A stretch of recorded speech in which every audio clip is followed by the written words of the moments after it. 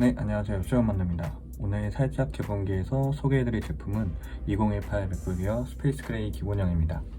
2018 맥북 에어를 구입한 이유는 유튜브를 하고 싶어서 구입한 제품인데요. 오로지 파이널 컷을 위해 구매한 제품입니다. 결론부터 말씀드리면 저는 맥북 에어를 일주일 정도 사용하고 2018 맥 프로 13인치 터치바 기본형 제품으로 넘어가기로 마음먹었습니다. 가장 큰 이유는 2018 맥 프로 13인치 모델을 최제품급 중고로 저렴하게 살 수 있는 기회가 생겨서 바꾸게 됐습니다. 2018 맥 프로 13인치 기본형은 2018 맥북 에어에 비해 약 70만원 정도 더 비싼데요. 70만원을 주고 더 사양을 올릴 만큼 맥북 에어가 부족하냐? 절대 그렇진 않은데요. 저처럼 파이널 컷으로 컷 편집과 간단한 자막, 트랜지션 정도만 사용하는 데는 쾌적한 수준이기 때문에 절대로 바꾸지 않습니다.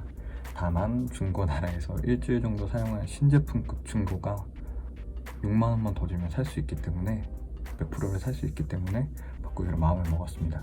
두 번째 이유는 파이널 컷에서 약간씩 렉이 생기는데요. 그 이유는 아무래도 2018 맥북 에어가 듀얼코어 그리고 인텔 8세대 CPU 때문에 발열도 심해서 그런지 파이널 컷을 하면서 약간씩 끊김이 생겼습니다. 파이널 컷이 실시간으로 작업 중에도 렌더링을 하는 걸로 알고 있는데요. 이 렌더링 작업이 끝나면 전체적으로 되게 부드럽게 프로그램이 돌아가는데 이 렌더링이 진행되거나 렌더링이 진행되기 전에는 파이널 컷을 사용할 때 이런 장렉들이 조금씩 생겨서 굉장히 좀 신경도 쓰이고 불편한 점이 있더라고요.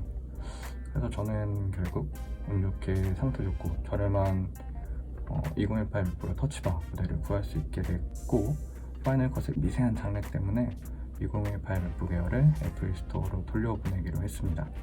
돌려보내기 전에 제가 일주일간 사용하면서 2018 맥북 에어를 사용하면서 느낀 점을 살짝 개봉기에서 말씀드리도록 하겠습니다. 먼저 제품 디자인입니다. 재생 알루미늄으로 제작된 2018 맥북 에어는 그냥 외관상 보기에는 재생 알루미늄인지 전혀 알 수 없습니다. 그냥 그 전에 우리가 주변에서 늘 쉽게 볼 수 있던 맥북과 재질상의 차이는 전혀 느껴지지 않고요. 그냥 똑같은 맥북입니다. 그리고 언제 봐도 디자인 완성의 마침표를 찍는 이 애플 로고가 있고, 제품 전체적인 마감들이 너무 좋아요. 너무 좋고 전체적인 외관도 맥북 프로와 크게 차이가 없는데, 다만 제품 끝으로 갈수록 두께가 점점 얇아지는데, 이게 손으로 파지했을 때 생각보다 그립감에서 차이를 많이 줬습니다. 제가 지금 2018 맥북 프로를 같이 쓰고 있는데 이 그립감의 차이가 끝으로 갈수록 얇아지는 거에서 큰 차이를 생기게 하더라고요. 그리고 디자인상으로 봤을 때도 여기 보시면 이 터치 아이디나 논터치바가 있느냐 없느냐, 그리고 여기 써있는 맥북 에어, 맥북 프로 이렇게 써있는 로고의 차이가 아니면 사실상 디자인은 맥북 프로와 맥북 에어는 큰 차이가 없다고 보시면 될 것 같습니다. 그리고 항상 최근에 나온 맥북에서 나오는 말들이 맥북의 키감이 굉장히 안 좋아졌다라는 얘기가 많은데요. 저는 이 버터플라이 3세대 키보드를 처음 써봤어요. 제가 처음 접하는 맥북이 바로 이 2018 맥북 에어였기 때문에 이 키보드는 제가 처음 써봤습니다. 저도 듣기로는 그전 맥북들은 키감이 좋았다고 하는데 저는 이게 처음 쓰는 맥북이어서 그것과는 비교가 어렵고요. 다만 제가 이 2018 맥북을 써보기 전에 2016년 올데이 그램 14인치 모델을 썼었는데, 그거에 비해서는 키감이 조금 얇고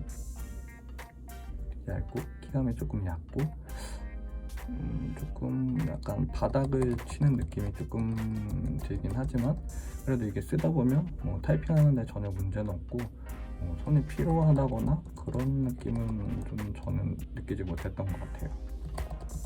오히려 저는 이 맥북 에어 3세대 버터플라이 키보드에서 나는 이 소리가 저는 좀 마음에 들더라고요. 그냥 제가 평소에 느껴보지 못했던 감성 때문에 그런 건지 모르겠지만, 저는 개인적으로 키감이나 여기에서 나는 소리, 이 키에서 나는 타건감 나쁘지 않았습니다. 그 다음은 터치 아이디입니다. 요즘에는 터치 아이디가 아이폰에서 사라져 버렸기 때문에 굉장히 반가운 터치 아이디였는데요. 맨날 페이스 아이디만 쓰다가 오랜만에 터치 아이디에서 지문 등록하고 터치 아이디로 노트북 락을 해제하고 이런 것들이 너무 편하고 반가웠습니다. 엄청 편리한 기능이고 이거는 아직도 아이폰에서 다시 돌아온다면 너무나 환영할 만한 기능이기 때문에 따로 불만을 가질 수 있는 부분이 전혀 없었습니다. 그리고 맥북 에어에는 터치바가 아니라 이렇게 물리키가 들어가 있습니다.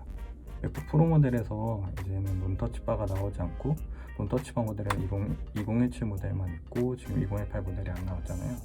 그래서 이 맥북 에어에서 이렇게 물리키가 들어간 것을 굉장히 좋아하시는 분들이 많더라고요. 저도 맥프로를 쓰기 전에, 맥프로 터치바를 쓰기 전에 이 맥북 에어부터 써봤었는데 굉장히 이 물리키가 훨씬 편하더라고요. 많은 사람들이 얘기하시는 것처럼 저도 터치바보다는 이 물리키 고작 일주일 정도 썼음에도 불구하고 터치바로 넘어가니까 너무 불편하더라고요. 특히 이 ESC 누를 때 파이널 컷 편집하면서 ESC 키 누를 일이 가끔 있고 또 카카오톡 같은 거 하다 보면 ESC 굉장히 많이 누르잖아요. 대화방 같은 거 다 할 때. 그럴 때 ESC 키가 터치바에 들어가 있으면 이게 눌렸는지 안 눌렸는지도 잘 모르고 그냥 대화방이 여러 개 떠 있었을 때 살짝 눌렀는데 여러 대화방이 다 꺼져버린다거나 이런 점이 있었기 때문에 물리키가 훨씬 더 좋게 느껴졌습니다. 디스플레이는 사실 제가 맥북 에어 2018을 처음 써보는 맥북이기 때문에 해상도나 성능적인 차이는 그렇게 크게 체감을 못하고 있어요.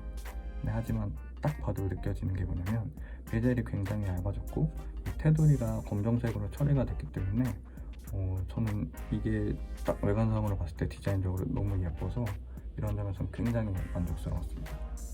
네, 그리고 다음으로는 사운드인데요. 제가 솔직히 제일 마음에 들었던 부분이 2018 맥북 에어에서는 이 사운드 부분이었어요. 제가 이전에는 올데이그램을 쓰고 있었는데요. 올데이그램을 쓰면서 단 한 번도 외부 스피커로 무슨 음악을 듣는다거나 영화를 보거나 이런 적이 전혀 없었거든요.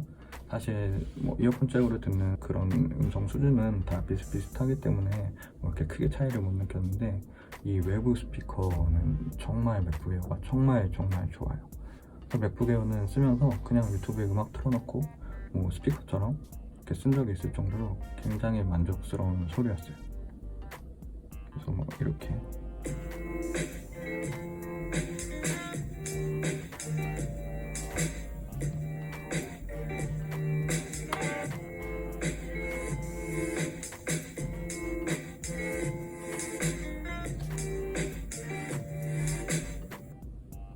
지금 들어보셨던 것처럼 노트북에서 나오는 소리임에도 불구하고 되게 저음도 꽉 차 있는 것 같은 느낌이 들어서 저는 개인적으로 저음이 꽉 차 있는 소리를 좋아하는 편인데 그런 소리가 나서 너무너무 소리에 만족하고 즐겁게 썼던 제품이에요.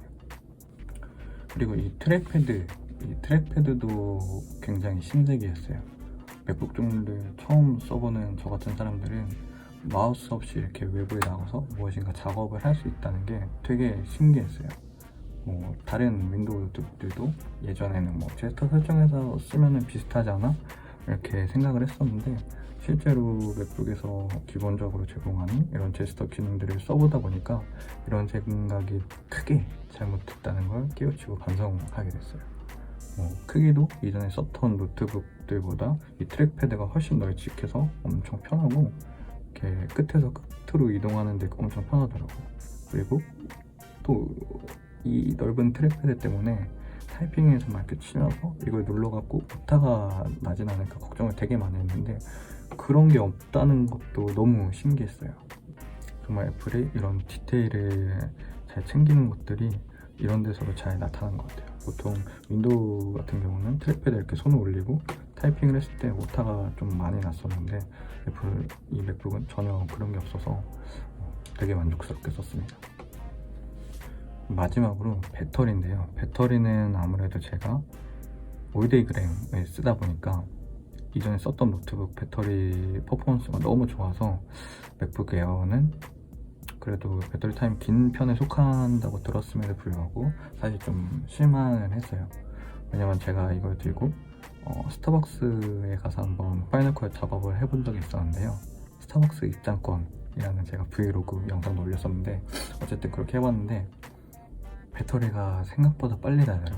제가 한 스타벅스에 가서 파이널 컷 작업을 하면서 유튜브 동영상도 같이 보고 카카오톡 메신저를 주로 사용을 했는데 한 3시간에서 4시간 정도 사용을 하니까 배터리가 한 20% 정도밖에 안 남더라고요.